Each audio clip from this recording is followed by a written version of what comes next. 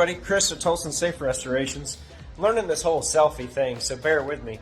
I'm working on a 1904 J.J. Taylor safe from Canada, and let's see if I can get you a little picture of it. So typically I don't do them that colors like that are that aggressive and modern. That is a client request, so if a client wants something special, we will definitely do it. This client wanted all the artwork back on like original, and they wanted that custom color. So yesterday I laid the gold. This is 18 karat, and this is 23 karat, and got all that stuff laid out. And today I'm going to hand pinstripe all the art back on. So going to do all the artwork and lay the pinstriping here as well. I did the engine turning on the gold yesterday. I do all that by hand also.